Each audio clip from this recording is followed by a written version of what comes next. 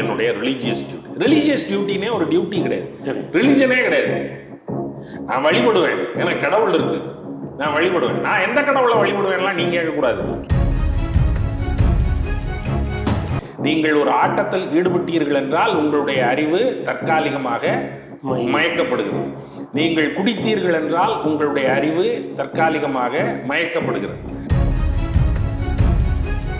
Saivism is the oldest and still living religion, alive and kicking. சிவம் சைவம் அப்படிங்கிறது தமிழ் சொற்களா இல்லையா? இல்லையா? சீயும் சையும் தமிழ்ல மொழி முதல் வருமா வராதா? இந்த 4 பேருக்கும் ஒரு உரையாடல் நடந்திருக்கும்ல, சைவம் வைணவம் பௌத்தம் சமணம். அது நம்ம அறத்தை எப்படி பார்த்து ஒருத்தன் தன்னுடைய மிகச்சிறப்பான அற நடவடிக்கைகளின் வழியாக கடவுளினுடைய இடத்திற்கு அவன் போக முடியும். ஒருவன் இந்த இறைநிலையை அடைய முடியும் அப்படிங்கிறத முதல்ல சொன்னது யாரு? இந்த வீடியோவை உங்களுக்கு வழங்குபவர்கள் பேசஸ் பே, secure digital payments with multiple features and great success rate. இப்போ உண்டி கொடுத்தோர் உயிர் கொடுத்தோரேன்னு சொன்னீங்களே, அதற்கு அடுத்து இது எப்படி மாறுச்சு? இப்போ ஏன்னா முதல்ல ஒரு வேட்டையாடி வேண்டுமானாலும் ஒரு பகிர்ந்து உண்ணணும் அப்படிங்கிற ஒரு இடம் இருக்கு. அடுத்து நீரை கட்டுதல், உண்டி கொடுத்தோர் உயிர் கொடுத்தவரேன்னு, இதற்கு பிறகு அந்த அறம்ங்கிறது எப்படி என்னவாக மாறுவதாக இருக்கு? இது இந்த இந்த இடைக்காலத்துல இந்த கருத்து மாற்றம் வருவதற்கான காரணம் என்ன? அடிச்சு பிடிச்சாது நம்ம வாங்கி கொடுத்தோம்னு நம்ம ஆளுக்கு அப்படின்னு நினைச்ச நிலை மாதிரி, இப்போ அதுக்காக அராஜகமாலாம் இன்னொருத்தனை போய் அடிச்சு பிடுங்கக்கூடாது அப்படின்னு சொல்ற இடத்திற்கு வந்ததற்கும், கண்டா பின்னான்னு நீ பாட்டுக்கு காதல் காதல்னு பொம்பளைய பின்னாடி சுத்தக்கூடாது அப்படின்னு காமத்தின் மேல ஒரு கட்டுப்பாடு விதிப்பதற்கான சூழல் அமைவதற்கும் என்ன காரணம் அப்படின்னு பார்த்தா, இங்க சமய மரபுன்னு எதுவும் இல்லை. அது வரைக்கும் இல்லை. அது ஒரு நம்ம ஒரு இன்ஸ்டிடியூஷனலைஸ்டு ரிலிஜனா, ஒரு நிறுவனமயமாக்கப்பட்ட சமயமா எதுவும் இல்லை. அவன் சாமி கும்பிட்டுருக்காங்க, சாமிகளை வெவ்வேறு விதமா கருதி இருக்காங்க. அவனுக்கு வாய்ப்பு இருக்கிற அன்னைக்கு கும்பிடுவான், வாய்ப்பு இல்லாத அன்னைக்கு சும்மா கிடப்பான். எல்லா நாளும் காலையில எந்திரிச்சோன்னையும் பாலும் தெளிதேனும் பாகும் பருப்பும் இவை நாளும் கலந்துனக்கு நான் தருவேன் அப்படின்லாம் ஒரு வயலும் சாமி கும்பிடலைங்க. அன்னைக்கு தோணுனா கும்பிடுவான், அன்னைக்கு சண்டைக்கு போறான்னா கும்பிடுவான், அன்னைக்கு வேற ஏதாவது காரியம் இருக்குன்னா கும்பிடுவான், இல்லைன்னா அவன் பாட்டுக்கு தெரிவான். இன்னைக்கும் இந்த சின்ன சிறு தெய்வங்கள்னு சொல்லப்படுற நாட்டுப்புற தெய்வங்களை வழிபடுகிறவர்கள் எல்லாம் தினசரி அந்த சாமிகளை போய் கும்பிடுறதுங்கிறது கிடையாது. ஆனா என்னைக்காவது காசு இருக்கிற அன்னைக்கு சரி ஒரு கொடை நடத்திடுவோம் அப்படின்னு நினைச்சான்னா ஒரு கொடை நடத்திடுவான், இல்லைன்னா அது பாட்டுக்கு அனாதையா கிடக்கும். சிறு தெய்வங்கள் தேவைப்படும் போது அவங்க போய் அதை திரும்பியே பார்க்க மாட்டாங்க, புழுதி ஒடிஞ்சு போய் கிடக்கும். அப்புறம் திரும்பவும் அதை குளிப்பாட்டி ஒரு புறவியை எடுத்து வச்சு அதுக்கு ஒரு விழாவை போட்டு ஒரு ஆட்டை வெட்டி ஒரு சேவலை அறுத்து ஒன்றை பண்ணி கொண்டாடிட்டு வந்துடுவான். திரும்ப அடுத்த வருஷம் வருவானோ இல்லை அதுக்கு அடுத்த வருஷம் வருவானோ அவனுக்கு கையில் இருக்கிற வருமானத்தை பொறுத்தது. அப்ப கடவுள் வழிபாடு என்பது, அப்ப இந்த கடவுள் வழிபாடு என்பதும் அவங்க வாழ்க்கையோட அப்படி ஒன்றிதான் போயிருக்கு. அப்படித்தான். அத கட்டாயமா இது என்னுடைய சமய கடமை, இது என்னுடைய ரிலீஜியஸ் டியூட்டி. ரிலீஜியஸ் டியூட்டினே ஒரு டியூட்டி கிடையாது, ரிலிஜனே கிடையாது. நான் வழிபடுவேன், எனக்கு கடவுள் இருக்கு, நான் வழிபடுவேன். நான் எந்த கடவுளை வழிபடுவேன்லாம் நீங்க கேட்கக்கூடாது. அவன் ஒரு இடத்துல சொல்றான், நீ உன் கடவுள் என்னன்னு கேட்குற. அவன் ஒருத்தன் சொல்றான், 4 நாளா எல்லாத்தையும் வகுத்து பேசுறாங்க. 4 வர்ணம் 4 ஆசிரமம் அப்படின்னு 4 நாளா வகுத்து பேசும்போது இங்க எல்லாம் 5ஆ வகுத்து பேசுறான். இங்க 5 நிலம் 5 தெய்வம் அப்படின்னு வகுத்து பேசுனது, அங்க 4 அப்படின்னு வகுத்து பேசினான். அப்ப இவன் இங்க உன்னால 4 சொல்ல முடியுமா அப்படின்னா இவன் 4 சொல்றான். தானியம்ங்கிறது 4, அவரை கொள்ளு இந்த மாதிரி ஒரு 4 சிறுதானியங்கள் சொல்றான். இப்படி 4 நாளா வகுத்து சொல்லிக்கிட்டு வரும்போது தெய்வம் என்பது எது அப்படிங்கிற கேள்வி வரையில அவன் சொல்றான், என்னுடைய குடிக்காக முன்னாடி நின்று சண்டை போட்டான் பாரு, சண்டை போட்டு செத்து போனான்ல ஒருத்தன், அவனை நாங்க கும்பிடுவோம். அதை தவிர அவனுக்காக ஒரு நினைவு கல் எடுக்கிறோம், வீரக்கல் எடுக்கிறோம். அந்த கல்லே பரவி நல்லது, நெல்லுகுத்து பரவும் கடவுளும் இளமே.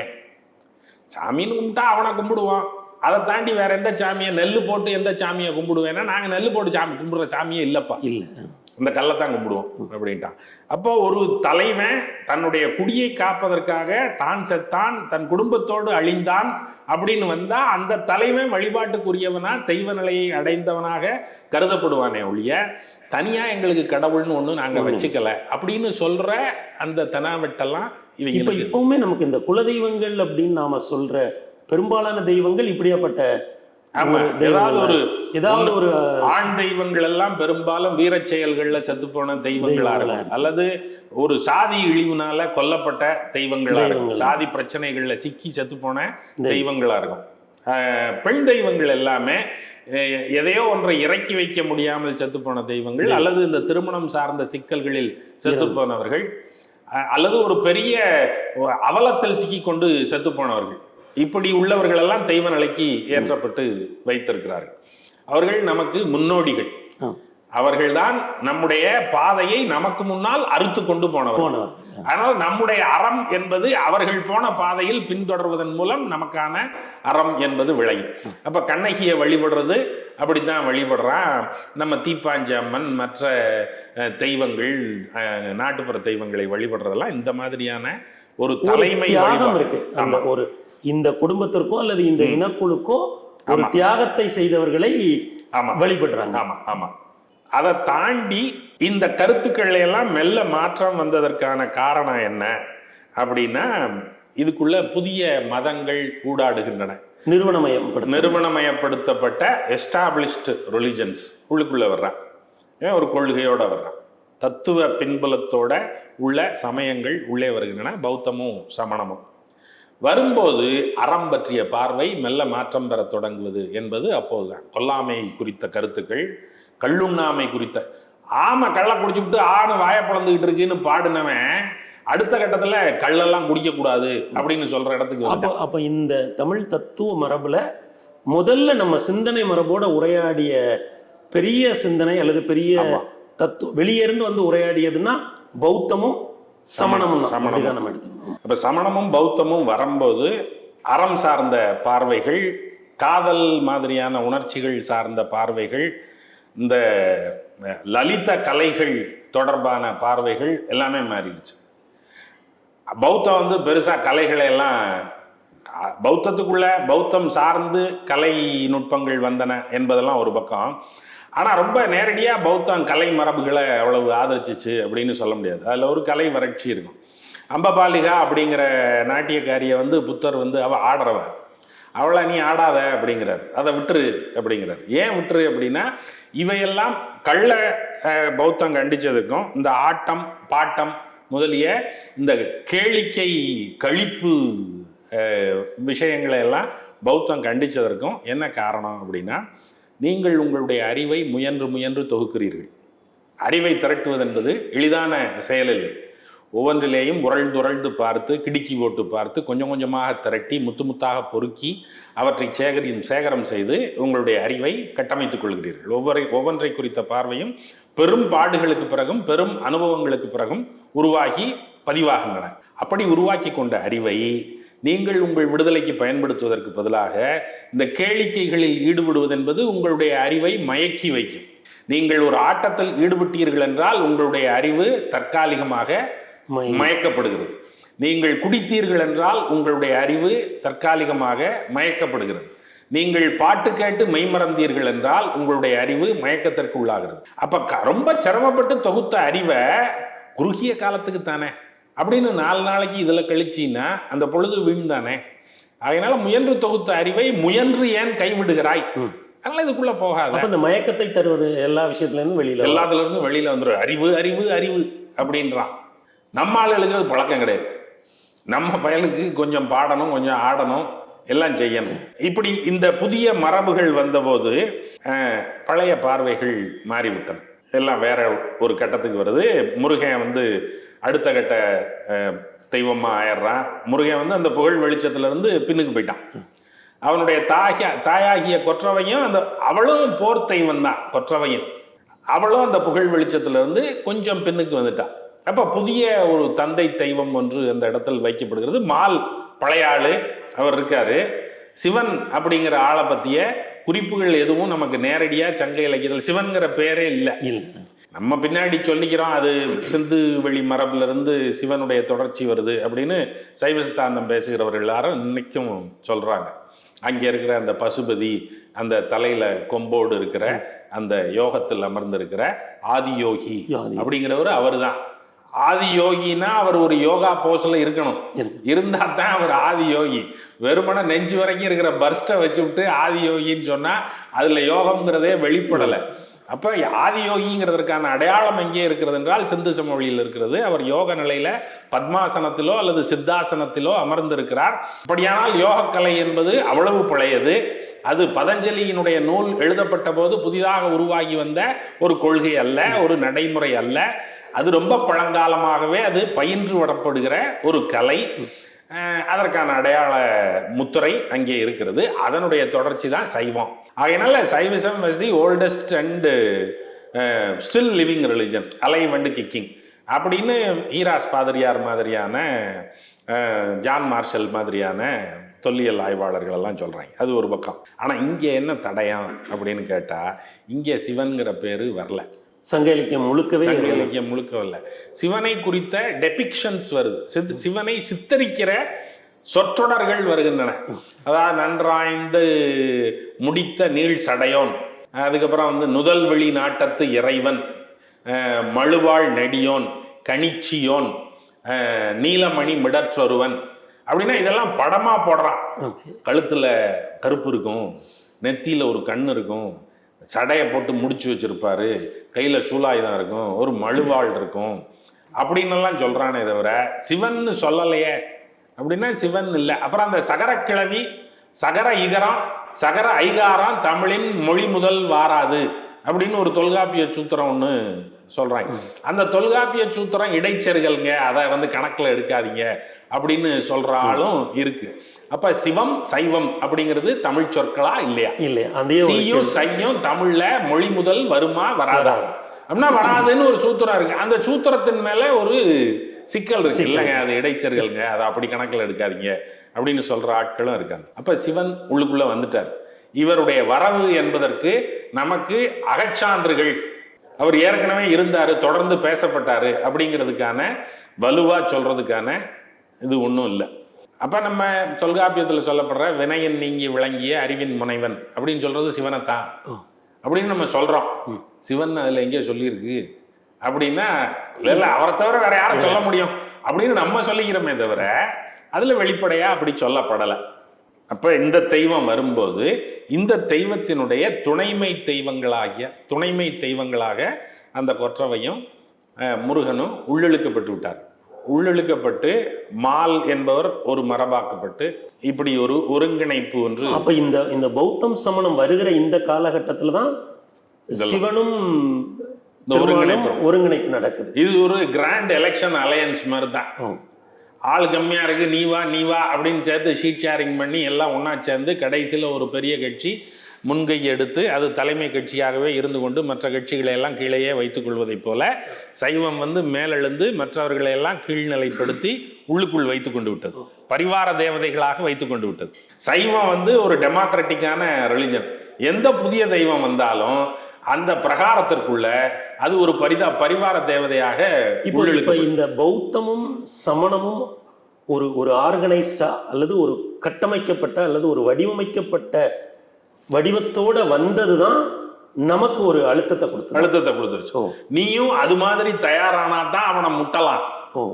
அவன் வலுவா ஒரு கொள்கையோட வர்றான், அவன் வலுவா ஒரு கட்டமைப்போட வர்றான், அவன் சங்கம்னு ஒண்ணு வச்சிருக்கான். உலகத்துல முதல்ல சங்கம்னு ஒன்ன கட்டுறதுக்கு கற்றுக் கொடுத்தவங்க அவங்க தான். இது ஒரு ஒருங்கிணைப்பா நாம் எல்லாரும் திரண்டு இந்த காரியத்தை செய்வோம் அப்படிங்கிற கருத்தை இங்கே உருவான சைவ ஆதீனங்கள், மடங்கள், வைணவ ஜீயர் மடங்கள் இவை எல்லாமே replica of the Buddhist monasteries தான். பௌத்த மடாலயங்களினுடைய மறுபிரதிகள் தான் இவையெல்லாம். அவற்றை பார்த்து அவற்றை போல செய்து கொண்டவை தான் இவையெல்லாம், இமிடேஷன்ஸ் தான். அப்ப அந்த அறம்ங்கிற கருத்தாக்கத்துல இந்த காலகட்டத்துல என்ன மாதிரியான அறம்ங்கிறது வந்து இப்ப மெல்ல இந்த அகமரபு இருக்கு இல்லையா, தமிழினுடைய அகமரபு, காதல், அப்படிங்கிறது அது மெல்ல இடம்பெயர்ந்து அது பக்தி அப்படிங்கிற இடத்துக்கு வந்து சேர்ந்துருச்சு. நீங்க வந்து அகம் சார்ந்த ஈடுபாட்டை எங்கே காட்ட வேண்டும் என்றால் உங்களுடைய துணைவியிடம் காட்டுவது என்பதை விட மிக தலைமையானது இறைவனிடம் காட்ட வேண்டும் என்பதுதான். இங்கே சொல்லப்பட்ட அந்த காதல், உணர்ச்சிகரமான அந்த கொந்தளிப்புகள் எல்லாம் இறைவனை நோக்கி சொல்லப்படும் நிலைக்கு வந்து சேர்ந்து விட்டன. அறம்ங்கிறது நீ இறைவன் இந்த உன்னுடைய சமயம் உனக்கு உருவாக்கி கொடுத்த நடைமுறைகளை எல்லாம் நீ கடைபிடிப்பதுதான் உன்னுடைய அறம். ஒரு சைவனுடைய அறம் எது அப்படின்னா ஒளிர்வாள் அருஞ்சமம் முறுக்கி எல்லாம் கிடையாது. சைவ மரபு என்ன அறம் சொல்லுதோ அதைத்தான் நீங்க சொல்லணும். அப்ப சைவ மரபினுடைய அறம் எது? அப்ப சைவத்துக்கு எது நூல்? இந்த கேள்விகள் எல்லாம் அப்ப எழுது பின்னாடி அந்த நூல்கள் எல்லாம் செய்யப்பட்டு இந்த நூல் மரபுகள், வழிபாட்டு மரபுகள் எல்லாம் தொகுக்கப்பட்டு சைவமே வந்து ஒரு ஒற்றை சைவம் கிடையாது. சைவத்துக்குள்ள பல்வேறு மரபுகள் இருக்கின்றன. சைவத்திற்குள் புலால் உண்கிற சைவம், கள் குடிக்கிற சைவம், பிணத்தினுடைய சாம்பலை பூசிக்கொண்டு ஆடுகிற சைவம், மண்டை ஓடு சுமக்கிற சைவம், இயல்பாக கோயிலுக்குள் போய் வழிபட்டு விடுகிற சைவம், இப்படி பல்வேறு வகையான முகங்கள் இருந்தன. அப்போ அவர்கள் உடை தரிக்க மாட்டார்கள், உடம்பு முழுவதும் சுடுகாட்டு சாம்பலை பூசிக்கொள்வார்கள், கையிலே கபாலம் வைத்திருப்பார்கள், அந்த கபாலத்தில் மதுவை வாங்கி குடிப்பார்கள். அது அந்த இந்த காலகட்டத்தில் தான் வைணவங்கிற கருத்தாக்கமும் அதுவும் பேரலா வருது. அதுவும் சமகால ஒரு காலகட்டத்தில் நீங்க சொல்ற இந்த காலகட்டத்தில் இங்கே நம்முடைய தமிழ் பெருநிலப்பரப்புக்குள்ள பௌத்தம் ஒரு சித்தாந்தமா ஒரு கருத்தாக்கமா நிற்குது, சமணம் இருக்குது, சைவமும் வைணவமும் அந்த காலகட்டத்தில் இருக்கு. இடையிட்ட காலத்துல ஆசீவகமும் வருது. ஆசீவகம் தமிழ்நாட்டில் பெரிய செல்வாக்கான மதமாக ஒரு காலத்தில் இருந்தது என்று பேராசிரியர் நெடுஞ்செழியன் மாதிரியானவர்கள் எல்லாம் அதை எழுப்பி காட்டுகிறார்கள். அதற்கான தடயங்கள் ஒன்றுமே இல்லை. அப்ப இந்த யானை முகத்தை வழிபடுகிற இந்த பிள்ளையாருங்கிறது நீங்க வாதாபியிலிருந்து கொண்டு வந்தது தானே அப்படின்னு சொல்லிக்கிட்டே இருக்காங்கல்ல. அதுக்கு முன்னாடியே வந்து பிள்ளையார்பட்டியில பிள்ளையார் உருவாக்கம் என்பது, பிள்ளையார் வழிபாடு என்பது நடந்தது. அப்ப பிள்ளையார் வழிபாடு இந்த பிள்ளையார்பட்டி தான் முதல் பிள்ளையார் தமிழ்நாட்டினுடைய முதல் பிள்ளையார். அது வாதாபி கணபதி வருகைக்கு முந்தியது. ஓகே. அதனாலதான் அவருக்கு வாதாபி கொண்டான்னு ஒரு வாதாபி கொண்டான்னு சொல்றது சிறு தொண்டர். சிறு தொண்டர் வந்து நரசிம்மவர்மனுடைய படைத்தளபதியாக இருந்து வாதாபி மேல போர் எடுத்து அதை வென்று அதனுடைய வெற்றி அடையாளமாக ஒரு பிள்ளையாரை தூக்கிட்டு வந்து திருச்செங்காட்டங்குடியில பிரதிஷ்டை செய்து அதை வழிபடத் தொடங்கினார். ஆயினால் பிள்ளையார் என்பது மகாராஷ்டிரா பகுதி, மகாராஷ்டிராவினுடைய எல்லை, கர்நாடகத்தினுடைய வடக்கு எல்லை, மகாராஷ்டிரத்தினுடைய தெற்கெல்லையிலிருந்து அந்த பகுதியிலிருந்து நமக்கு புதிதாக புகுந்தது என்று சொல்லுகிறோம் இல்லையா. ஆகையினால் அது நம்முடைய வழிபாடு. இந்த இப்போது நடக்கிற இந்த விழா நடைமுறை என்பது திலகரால் பிரபலப்படுத்தப்பட்டு அவரால் ஒரு விடுதலை காலத்துல இந்துக்களை ஒருங்கிணைக்கிற ஒரு விழாவாக உருவாக்கப்பட்டு அப்படி உள்ளுக்குள்ள வந்து இன்றைக்கு பின்னால் மெல்ல மெல்ல தமிழ்நாட்டிலும் அது செல்வாக்கு பெற்று விட்டது என்பது ஒரு பக்கம். அதுல ஒன்றும் மாற்று இல்லை. ஆனா பிள்ளையாரே புதிதாகத்தான் வந்தாரா அப்படின்னா பிள்ளையார் ஏற்கனவே பிள்ளையார் ஒட்டியில இருக்காரு. அது பழைய பிள்ளையார் என்று சொல்லுகிறார். இது வாதாபி கணபதி வருவதற்கு முன்னாலேயே பிள்ளையார்பட்டியில பிள்ளையார் இருக்காரு. ஆசீவகத்துக்கும் பிள்ளையாருக்கும் எப்படி என்ன தொடர்பு அப்படின்னா, ஆசீவகம் யானையை வந்து முதன்மையான கருதுகோளாக வைக்கிறது. யானை என்பது சாத்தனுடைய வாகனம், ஐயனாரினுடைய வாகனம். அப்ப அந்த சாத்தன் வழிபாடு என்பது பரவலாக இருக்கிற ஐயன் வழிபாடு, ஐயனார் வழிபாடு என்பதும் ஐயப்பன் வரைக்கும் எல்லாம் அந்த சாத்தன்ல என்ன சாஸ்தாங்கிற சாத்தன்னா சாஸ்தா. நம்மளுக்கு வேட்டிய வேஷ்டின்னு சொல்றது மாதிரி சாத்தனை சாஸ்தா அப்படின்னு. அப்ப சாத்தப்பன்னு பேர் வைக்கிற வழக்கம், சாத்தையான்னு பேர் வைக்கிற வழக்கம் தமிழ் குடிமகனுடைய இடப்பட்ட இயற்பெயர் என்பது சாத்தையா. அப்ப அந்த வட்டாரத்துல சாத்தன் வழிபாடு, ஐயனார் வழிபாடு என்பது மிகையாக கூடுதலாக இருப்பதனால பாண்டி முனி வழிபாடு இவை எல்லாமே ஐயனார் வழிபாடு வகைராக்கள் எல்லாமே எல்லா ஐயனார் கோயில்கள்லையும் ஒரு யானையோ அல்லது குதிரையோ இருக்கு. பின்னாடி புறவி எடுப்பு அப்படிங்கிற இடத்துக்கு அதை கொண்டு போயிட்டாங்க. ஆனா அதனுடைய தலைமை வாகனம் என்பது யானை தான். ஒரு சாட்டை வச்சிருப்பாரு, யானை இருக்கும், அதுதான். அப்ப இந்த அந்த ஆசீவகம் என்பது வெற்றி கொள்ளப்பட்டு உள்ளிழுக்கப்பட்ட போது அதனுடைய அடையாள சின்னமா, கிரிக்கெட் மேட்ச்ல ஜெயிச்சா உடனே வெற்றியினுடைய அடையாளமா ஒரு ஸ்டெம்பை பிடுங்கிட்டு ஓடியாடுறது மாதிரியா ஆசீர்வாதத்தை வென்ற உடனே அதனுடைய அடையாளத்தை பிடுங்கி இவங்க வச்சுக்கிட்டாங்க. அது ஒரு வெற்றி அடையாளம். அந்த வெற்றி அடையாளமாக அது ஒரு செல்வாக்கான சமயம். அந்த சமயத்தை நம்ம உள்ளுக்குள்ள இழுக்கிறதுன்னா அந்த சமயத்தினுடைய அடையாளத்தையும் நாம் வைத்துக் கொள்ள வேண்டும் என்கிற அடிப்படையில் யானையை வந்து வழிபாட்டுக்குரியதாக கொண்டு வந்துட்டாங்க. முருகனுடைய வாகனமாக யானை கருதப்படுவதும், முருகனுடைய வாகனமாக ஆடு, மயில், இதெல்லாமே முருகனுடைய வாகனமாக இருக்குதுன்னா நம்ம மயிலை மட்டும்தான் சொல்லிக்கிட்டே இருக்கோம். அந்த மயிலும் சேவலுங்கிறதெல்லாம் பின்னாடி கந்தபுராண காலத்தில் கொண்டு வந்து சொருகப்பட்ட கதைகள். ஆனால் பழைய கணக்கில் யானையும் ஆடும் தகர். அப்படி அந்த யானைங்கிறது ஆசீவகத்தை வெற்றி கொண்டதனுடைய அடையாளமாக சைவத்தினால் அது ஒரு வழிபாட்டு. இப்போ இந்த 4 பேருக்கும் ஒரு உரையாடல் நடந்திருக்கும்ல, சைவம், வைணவம், பௌத்தம், சமணம். அது நம்ம அறத்தை எப்படி பாதித்தது? இதுல இன்னொரு இடையீடு நடந்திருக்கு. ஒரு வைதீக மரபும் உள்ளுக்குள்ள நுழைஞ்சிருக்கும் இதே காலகட்டத்தில். இதை ஒட்டி அல்லது இதுக்கு கொஞ்சம் முன்னாடி வைதீக மரபும் உள்ளுக்குள்ள வருது. வைதீக மரபு உள்ளுக்குள்ள வரும்போதே அதனுடைய 4 வருண கொள்கையோட தான் உள்ள வருது. வைதீக மரபு என்பது சாராம்சத்துல மனிதர்கள் வெவ்வேறு நிலையினர், ஒரு தரமானவர்கள் இல்லை என்று சொல்லுகிற கருதுகோளை உடையது. ஆகையினால நான் முதல்லயே சொன்னது மாதிரி நீ யாருன்னு சொல்லு, உனக்கான தர்மம் என்னன்னு நான் சொல்றேன். அதனால அது வர்ண தர்மம். உலகத்துல அறம் என்பதே சாதிக்கேற்ற அறம் அப்படின்னு சொல்றது அந்த மரபு. ஆனா இங்கே அது கிடையாது. இங்கே பொதுமை நிலை தான், பொது அறங்கள் அல்லது தனி மனிதனுக்கு சொல்லப்படுகிற அறங்கள்.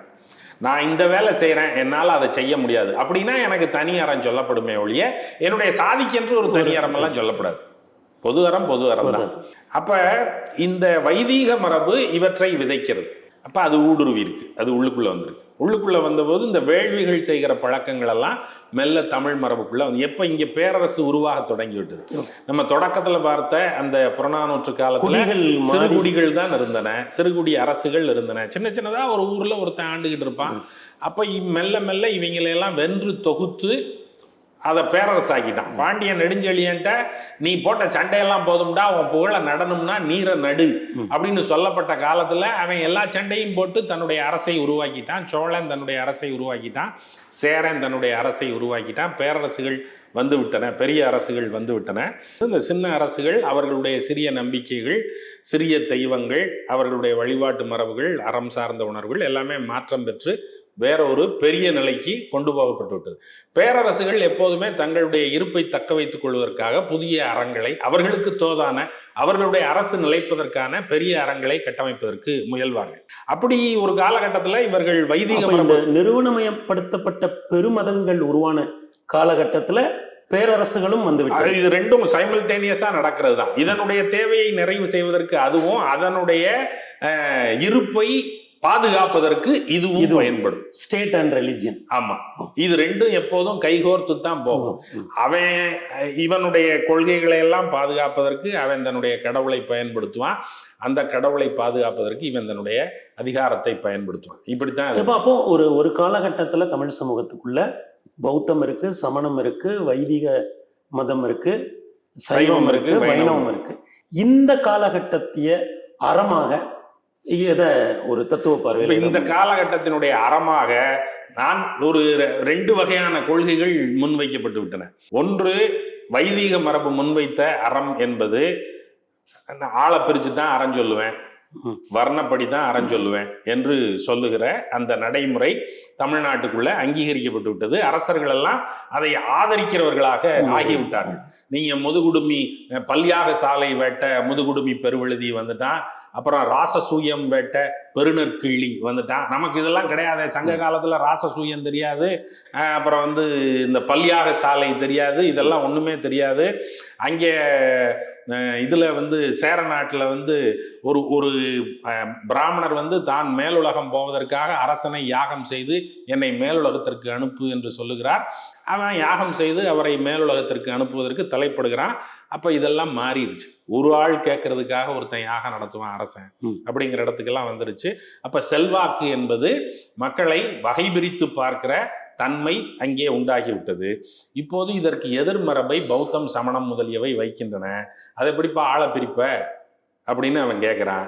இப்போது சைவமும் வைணவமும் தங்களுடைய கணக்கை தொடங்க வேண்டிய நிலையில் இருக்கின்றன. அவை சமயங்களாக உருப்பெற்று வருகின்றன. எந்த அடிப்படையில் உருப்பெற்று வருவது அப்படின்னா, நீங்க வைதிக மரபுக்கு தனிமுதற் கடவுள் கிடையாது. ஒரு அப்சல்யூட் காட் என்று சொல்லப்படுகிற ஒற்றை தலைமை தெய்வம் என்பது கிடையாது. பல்வேறு தெய்வங்களை வழிபடுகிறார். டிபார்ட்மெண்டலைஸ்டு காட்ஸ் தான் இருக்கு. இந்த துறையில இந்த கடவுள், இந்த அந்த துறைக்கு அந்த கடவுள், இது வேண்டுமானால் இவரை வேண்டு, அது வேண்டுமானால் அவரை வேண்டு, அதற்குரிய வேள்வியை நடத்து என்பதுதான் ஒரு அவருடைய ஒற்றை பெருந்தெய்வம் வைதிக மரபுல இல்ல. அப்ப ஒற்றை பெருந்தெய்வ கட்டமைவு என்பது சைவத்தாலும் வைணவத்தாலும் தான் முன்னெடுக்கப்படுது. ஒரு தெய்வம் தான், அதுதான் தலைமை. இங்கே சிவன், அங்கே திருமால். இவர்கள் அல்லாது மற்றவர்களெல்லாம் துணைமை நிலையில் இருப்பார்களே தவிர தலைமை நிலைக்கு அவர்கள் வரவே மாட்டார்கள். இந்த ஒற்றை தெய்வத்தை நிறுவ வேண்டும். ஆனால் அதே நேரத்தில் மக்களை எல்லாம் அப்படியெல்லாம் பேதப்படுத்தி விட முடியாது. மக்களை பேதப்படுத்தி தான் வைத்திருந்தார்கள். ஆனா இவன் வைதிக மதம் மக்களையும் பேதப்படுத்தி வைக்குது, தெய்வங்களையுமே அப்படி வெவ்வேறாதான் வைக்குது. இந்த தேவைக்குன்னா இந்த தெய்வம் அப்படின்னு வைக்குது. ஆமா. ஆனா இந்த சைவமோ வைணவமோ என்ன சொன்னா ஒற்றை பெருந்தெய்வம், அந்த ஒற்றை பெருந்தெய்வத்தினுடைய மக்களையும் எல்லாமே நிக்குது. சைவமும் வைணவமும் தொடக்கத்தில் மக்களை எல்லாரையும் ஒரே தன்மையுடையவர்களாக பார்த்தார்கள் என்று சொல்வதற்கு இல்லை. அதுவும் சொல்வதற்கு இல்லை. அவர்களிடத்தில் அந்த பேதப்படுத்துகிற தன்மை சமூகத்தில் இருந்தது. அது சமூகம் பேதப்படுத்தப்பட்டு விட்டது. அந்த பேதப்படுத்தப்பட்டு விட்ட நிலையை வைதீக மதம் ஆதரிக்கிறது. கடவுளை நம்புகிற மதங்கள் எல்லாம் அதை ஓரளவுக்கு ஆதரிக்கிற நிலையில் இருந்தன. அப்ப இவனுக்கு கேள்வி என்ன வருதுன்னா, பௌத்தமும் சமணமும் ஒரு செல்வாக்கான நிலைக்கு போயிட்டான். ஏன் போனான் அப்படின்னா, அவன் மக்களை வேறுபடுத்தலை, அவன் எளிய மக்களினுடைய தேவைகளை உணர்றான். அவன் முதல்ல பள்ளிக்கூடம் அவன் தான் வைக்கிறான், எல்லாருக்கும் பள்ளி. அவன் படுத்து தூங்குற இடம் பள்ளி, படுத்து தூங்குற இடத்துல அவன் பாடம் சொல்லி கொடுத்தான். அதனால பாடம் சொல்லி கொடுக்குற இடத்துக்கு பள்ளியறை அப்படின்னு பேர் வந்துருச்சு. நம்ம பயல்கள்லாம் பள்ளியறைனா தூங்குற இடம் தானே அப்படின்னு நினைச்சு இப்பவும் பள்ளிக்கூடத்தில் தூங்கிட்டு இருக்காங்க. பள்ளியறையில் பாடம் சொல்லி கொடுக்குறதுக்கு வந்துட்டான். அவன் மருத்துவ உதவிகள் செய்கிறான், ஆதுர சாலைகள் அப்படிங்கிறது அமைக்கிறான். அப்புறம் அஞ்சினான் புகலிடங்கள் அமைக்கிறான். அஞ்சினான் புகலிடம்ங்கிறது ஒருத்தன் உயிருக்கு பயந்து ஓடியாந்தான், பிழைக்கிறதுக்கு வழி இல்லாமல் வந்தான் அப்படின்னா அவனுக்கு தங்குறதுக்கான இடத்தை, புகலிடத்தை அவர்கள் உருவாக்கினார்கள். அங்கே வெல்ஃபேர் ஆக்டிவிட்டிஸ் என்று சொல்லப்படக்கூடிய மக்கள் நல திட்டங்களை பௌத்தம் தான் எளிய மக்களுக்கு. இவை யாருக்கு புறக்கணிக்கப்பட்டனோ, நீங்க மருத்துவம் செய்யறதுன்னா கையை பிடிச்சல மருத்துவம் செய்யணும், அவங்க கையை எப்படி பிடிக்கிறதுன்னு இவன் நினைப்பான்ல. அப்படியான நிலையில அவற்றையெல்லாம் பாராட்டாம அப்புறம் அவனுக்கு எதுக்கு படிப்பு, அவன் கூலி வேலை தானே செய்ய போறான், நிலத்துல விவசாய தொழிலாளியாகத்தானே இருக்க போறான், அவனுக்கு எதுக்கு படிப்பு அப்படின்னு சொல்ற நிலையில இருந்து மாறி இவன் அவற்றையெல்லாம் மக்களுக்கு புகட்டுவதற்கு தானாக முன் ஒரு மிஷனரி ஆக்டிவிட்டி மாதிரி அதை முன்னெடுக்கிறான். மருத்துவம் வழங்கப்படுகிறது, அவர்களுக்கு உணவு வழங்கப்படுகிறது, அவர்களுக்கு புகலிடம் வழங்கப்படுகிறது, அவர்களுக்கு தேவையான பிற எல்லா உதவிகளும் அவர்களால் செய்யப்படுகின்றன. அப்பதான் மணிமேகலை அந்த பாத்திரத்தை வைத்துக்கொண்டு, அட்சய பாத்திரத்தை வைத்துக்கொண்டு, அமுத சுரபியை வைத்துக்கொண்டு வந்தார்களுக்கெல்லாம் உணவு வழங்கி கொண்டே இருந்தாள். அப்படின்னா அந்த சட்டியிலிருந்து என்ன வந்துகிட்டே இருக்குமா அப்படின்னா அந்த கேள்வி இல்லை. அவ பணம் திரட்டி, புரவலர்களிடமிருந்து பணம் திரட்டி கூட ஒரு சாலை அமைத்து அதிலிருந்து அவள் உணவு வழங்கி இருக்கலாம். அப்ப உணவு வழங்குதல் என்பது ஒரு மாபெரும் அறம். மறுபடியும் உண்டி கொடுத்தோர் உயிர் கொடுத்தோரேங்கிறது மணிமேகலையில நின்றுச்சு. அது பழைய அறம். சமணம் நுழைவதற்கு முன்பாகவே அது பேசப்பட்ட நிலை இருந்தது. பிறகு அது வந்த பிறகும், பௌத்தம் சமணம் வந்த பிறகும் உண்டி கொடுத்தல் என்பது அறம் என்கிற நிலை அங்கேயும் நிறுவப்படுகிறது. அப்ப இந்த பிரித்தாளுகிற பேதங்கள் இருக்கிற வரைக்கும் நாம் மேலெழ முடியாது என்று சைவமும் வைணவமும் கருதுகின்ற போது இவை இந்த வேறுபாடுகளை நாங்கள் பாராட்ட மாட்டோம் என்று தேர்தல் அறிக்கையை வெளியிடுவதை போல தங்களுடைய முழக்கங்களை வெளியிடுகின்றன. ஆவுரித்து தின்றுழலும் புலையரேனும் கங்கைவார் சடைக்கறந்தார் கண்பராயில் அவர்கண்டீர் நாம் வணங்கும் கடவுளாரே என்று அப்பர் பாடுகிறார். நீங்க பசுமாட்டை உரித்து புலாலை உண்பது என்பது இங்கே ஒப்புக்கொள்ளப்படாத நிலை. அதை செய்தால் கூட நாங்கள் அதை பெரிதாக கருதவில்லை. ஒரே ஒரு கண்டிஷன் தான், நீ கங்கையை தலையில் ஒளித்து வைத்திருக்கிற சிவபெருமானை உன்னுடைய கடவுளாக ஏற்று வழிபடுவாய் என்றால் உன்னை நான் வழிபடுவேன். அப்ப நான் உன்னை இழிவுன்னுலாம் நினைக்கல. அப்ப இந்த சமூக பேதங்களை கடந்த ஒரு இடத்தை நோக்கி, சமூக பேதத்தை கடவுளின் வழியாக கடக்க கண்டிஷன் இந்த கடவுளை ஏத்துக்கிட்டீங்கன்னா கிடையாது. அது இருக்கு, அதை கடக்கணும்னா இந்த கடவுளை ஏத்துக்க அப்படின்னு சொல்றது சமய நிலையில வர்றது. இதுக்கு இடையில தான் திருக்குறள் உருவாக்கம், நாலடியார் உருவாக்கம் எல்லாம் வருது. உண்மையில இந்த காலகட்டத்துல இவை ஊடாடி கொண்ட போது உருவான அறக்கொள்கை என்பது திருக்குறளும் நாலடியாரும் சொல்லுகிற அறங்கள் தான். கள்ளுண்ணாமை, புலால் உண்ணாமை, அதற்கு பிறகு கொலை தவிர்த்தல், பொய் சொல்லாமை, இந்த மாதிரியான துறவு என்பது பெருமைக்கு உரிய இடமாக பேசப்பட்ட இடம். இதெல்லாம் தான் இதெல்லாம் எந்த தாக்கத்திலிருந்து வருது அப்படின்னா பௌத்தம், சமணம் ஆகியவற்றினுடைய தாக்கத்திலிருந்து தான் வருது. அப்போ ஒருத்தன் கடவுள் நிலைக்கு ஏற முடியும். கடவுள் என்பவர் தனி அப்படின்னு சொல்ற கருத்துக்கு மாறா ஒருத்தன் தன்னுடைய மிகச்சிறப்பான அற நடவடிக்கைகளின் வழியாக கடவுளினுடைய இடத்திற்கு அவன் போக முடியும். அப்போ உன்னுடைய செம்மையாக்கம் என்பது உன்னுடைய கையில் இருக்கிறது. உன்னுடைய செம்மையாக்கம் என்பது ஒருவன் இந்த இறைநிலையை அடைய முடியும் அப்படிங்கிறத முதல்ல சொன்னது யாரு? இந்த கடவுள் நிலைக்கு ஒருத்தன் போக முடியும். பௌத்தத்துல கடவுள் நிலைன்னு ஒண்ணு சொல்லப்படல. பௌத்தத்துல கடவுள் மறுப்பு கொள்கை தான். சமணமும் கடவுள் மறுப்பு தான். ஆனா சமணம் ஒரு கழிவன் நிலையை அடைய முடியும். ஒரு செவ்வியல் செம்மாந்த நிலையை ஒரு மனிதன் அடைய முடியும். அவன் அருகதை உள்ளவனாக ஆக முடியும். அப்படி ஆனவனுக்கு அருகன் அப்படின்னு பேரு. அருகன் அப்படின்னு பேரு. அப்படின்னு அவன் முன்னாடி வச்சுட்டான். அவன் ஒரு 24 பேரை வச்சு காட்டுறான். தீர்த்தங்கரர்கள் அப்படின்னு அவனை சொல்லிட்டான். அந்த இடத்துக்கு யார் போக முடியும்னா யாரும் போக முடியும். அதற்கு என்ன வழிமுறை அப்படின்னா பஞ்சசீல கொள்கைகள் இருக்குன்னா இவை இருக்குன்னா அறிவார்ந்த. நீங்க சொன்னீங்கல்ல இந்த இந்த இந்த அறங்களை பத்தி பேசுகிற ஒரு இடத்துல இருந்து இப்ப கல்லுண்ணாமை இப்படி ஒரு மதிப்பீடுகளை விழுமியங்களை பேசுகிற இடத்துல இருந்து நீயும் ஒரு இறைநிலைக்கு போக முடியுங்கிற அந்த சிந்தனை எப்போ விதைக்கப்படுது? அது திருக்குறள்ல வந்துருது இல்லையா? வையத்துள் வாழ்வாங்கு வாழ்பவர் வானுரையும் தெய்வத்துள் வைக்கப்படும் அப்படின்னு சொல்லும் போது நீ அதற்கு நிகரான இடத்தை அடையலாம். அதாவது தெய்வத்தை நீ எல்லாம் அடைவதற்கு யோக்கியதை இல்லை என்று சொல்லுகிற மதங்கள் எல்லாம் இருக்கின்றன. அதாவது மாத்வரினுடைய துவைத கொள்கை அது சொல்லுகிறது, மனிதர்களில் சில பேர் முக்தி அடைவதற்கு, விடுதலை அடைவதற்கு தகுதியுடையவர்கள், சில பேர் முக்தி அடையவே முடியாது. அவர்களெல்லாம் நித்தியமாக சபிக்கப்பட்டவர்கள், நித்திய பக்தர்கள் அப்படின்னு சொல்லுது. எந்த காலத்திலேயும் அவர்கள் அடிமை தலையிலே தான் இருப்பார்கள். சமணமும் அதை சொல்லுது. சமணமும் எல்லாரும் போய் அடைஞ்சிட முடியும்னு சொல்லல. அது பெருவாரியானவர்கள் அடைய முடியும். பெண்கள் நேரடியாக அடைய முடியாது. பெண்கள் ரொம்ப ஒழுங்கான வாழ்வு வாழ்ந்து மறுபிறப்பில் ஆண்களாக பிறந்து ஆணாகத்தான் அதை அடைய முடியுமே ஒழிய பெண்ணாக அடைய முடியாது என்றெல்லாம் இறக்கி வைக்கிற நிலைமைகள் எல்லாம் இருந்தன. ஆனாலும் இவற்றில இருந்தெல்லாம் எடுக்க வேண்டியவற்றை மட்டும் எடுத்துக்கொண்டு இதுல இந்த இடத்துக்கு நீங்க போனீங்கன்னா அந்த நாற்காலி உங்களுக்கு இருக்கு, உறுதியளிக்கப்பட்டிருக்கிறது என்று சொல்லுகிற நம்பிக்கையை இவை விதைக்கின்றன. விதைக்கும் போது இந்த நூல் மரபுகளுக்கு, திருக்குறளுக்கு, நாலடியாருக்கு, இவற்றுக்கெல்லாம் தெய்வத்தை மேல்நிலைப்படுத்த வேண்டும் என்கிற கருதுகோள், மனிதனை மேல்நிலைப்படுத்த வேண்டும் என்கிற கருதுகோள். அதற்கு அறத்தை கருவியாக பயன்படுத்த வேண்டும். அப்ப இதை அற இலக்கியங்கள்ங்கிற ஒரு வகைப்பாட்டிலே நாம வச்சுக்கலாம். அற இலக்கியம்ங்கிறது மனிதனை மேல்நிலைப்படுத்துவதற்கான நடைமுறை தான். சமயம் என்பது எப்படி மனிதனை பக்குவப்படுத்துவதற்கான நடைமுறை என்று தன்னை சொல்லிக் கொள்கிறதோ அது கடவுளை வைத்துக் கொண்டு சொல்கிறது. நீ தெய்வம் ஆகலாம். எப்ப ஆகலாம்னா இந்த சாமியே கும்பிட்டு, இந்த சாமியே நம்பி, இந்த சாமியே கருதிக்கிட்டு இருந்தீங்கன்னா அந்த சாமியினுடைய திருவடிகளை நீ அடையும் போது சாமியோட ஐக்கியமாகி நீயும் சாமி ஆயிடுவ அப்படின்னு சொல்ற சமய மரபு ஒரு பக்கம் என்றால், இன்னொரு பக்கம் இந்த அறத்தையெல்லாம் நீ செய்தால் நீ கடவுளாக கருதப்படுவாய் அப்படின்னு சொல்லும் போது அங்கே உங்க தலை மேல எந்த சாமியையும் வைக்கல.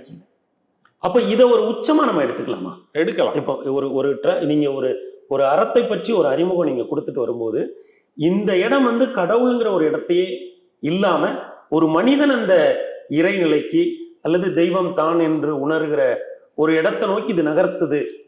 இது ஒரு தமிழ் மரபினுடைய ஒரு உச்சமாக நீங்க பார்க்கலாம். ஆமா, உச்சம்தான் அது.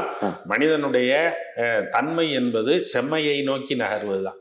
எல்லாருமே ஒவ்வொன்றாக பழகி பழகி அடுத்தடுத்த கட்டங்களுக்கு நகர்ந்து அதுல ஒரு செவ்வியல் கூர்மையை அடைவதற்கு தான் நாம் விரும்புகிறோம்.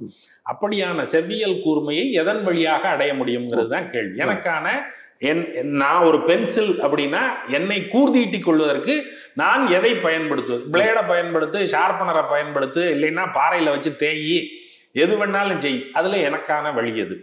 அறம், சமயம் அப்படின்னு அதை நிறுத்தலாம். அதுல உங்களுடைய தேர்வு என்ன? அப்ப அந்த அறத்தினுடைய பார்வை, அந்த அறத்தினுடைய போக்கு இன்றைக்கு வரைக்கும் இருக்கு. அப்படித்தானே? இன்றைக்கும் இருக்கு.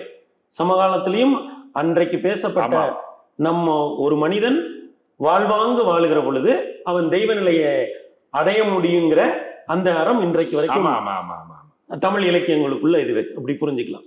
ஆமா, நிச்சயமா. ஒரு அரங்கத்திற்கு அறம் குறித்து மிக ஆழமான கருத்துக்களை ஒரு சங்க இலக்கிய காலத்திலிருந்து காலகாலத்திற்கும் அறம் என்பது எப்படி மாறுபடுகிறது, அது ஒரு இறைநிலையை நோக்கி மனிதனை எப்படி தள்ளுகிறது என்கிற இடம் வரைக்கும் மிகவும் விரிவாகவும் விளக்கமாகவும் எங்களுடன் பகிர்ந்து கொண்டதற்காக எங்களது உளமார்ந்த நன்றி. இந்த வீடியோ உங்களுக்கு பிடிச்சிருந்தா லைக் பண்ணுங்க, ஷேர் பண்ணுங்க, கமெண்ட் பண்ணுங்க.